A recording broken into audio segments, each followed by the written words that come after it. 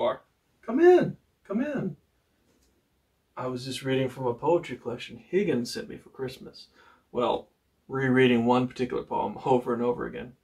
I find it absolutely enchanting. It's called A Visit from St. Nicholas. The author's unknown, but apparently he pulled it from the Sentinel last year. And for this time period of the year, it's really just... You know what? I can just keep babbling on and on about it.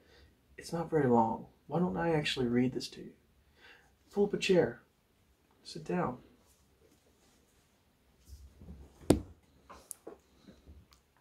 Are you comfortable? Good. 'Twas the night before Christmas, when all through the house not a creature was stirring, not even a mouse. The stockings were hung by the chimney with care, in hopes that St. Nicholas soon would be there.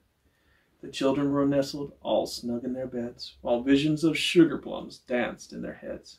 And Mom in her kerchief, and I in my cap, had just settled our brains for a long winter's nap, when out on the lawn there arose such a clatter, I sprang from the bed to see what was the matter. Away to the window I flew like a flash, tore open the shutters, and threw up the sash. The moon on the breast of the new fallen snow gave the luster of midday to objects below, when what to my wondering eyes should appear but a miniature sleigh and 8 tiny reindeer, with a little old driver so lively and quick, I knew in a moment it must be St. Nick. More rapid than eagles his coursers they came, and he whistled and shouted and called them by name. Now Dasher, now Dancer, now Prancer and Vixen, on Comet, on Cupid, on Donder and Blitzen, to the top of the porch, to the top of the wall, now dash away, dash away, dash away all. As dry leaves that before the wild hurricane fly, when they meet with an obstacle, mount to the sky, so up to the housetop the coursers they flew, with the sleigh full of toys, and St. Nicholas too. And then, in a twinkling, I heard on the roof the prancing and pawing of each little hoof. As I drew in my head and was turning around, down the chimney St. Nicholas came with a bound. He was dressed all in fur, from his head to his foot, and his clothes were all tarnished with ashes and soot. A bundle of toys he had flung on his back, and he looked like a peddler just opening his pack. His eyes, how they twinkled! His dimples, how merry! His cheeks were like roses, his nose like a cherry. His droll little mouth was drawn up like a bow, and the beard of his chin was as white as the snow.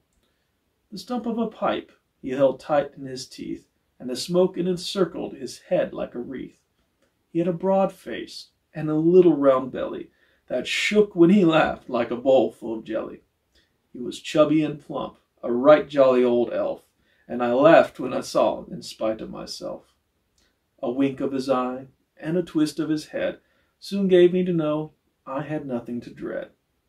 He spoke not a word, but went straight to his work, and filled all the stockings, then turned with a jerk, and laying his finger aside of his nose, and giving a nod, up the chimney he rose. He sprang to his sleigh, to his team gave a whistle, and away they all flew like the down of a thistle. But I heard him exclaim, ere he drove out of sight, Happy Christmas to all, and to all a good night. Merry Christmas to all of you. Have a wonderful New Year. Happy holidays from our family to yours.